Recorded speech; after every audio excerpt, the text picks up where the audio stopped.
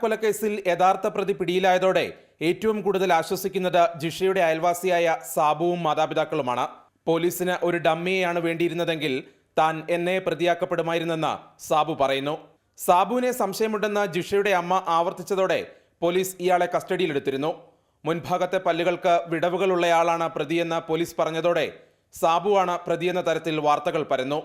സാബുവിന്റെ പല്ലുകളിലെ വിടവ് പലരുടെയും സംശയം ബലപ്പെടുത്തി.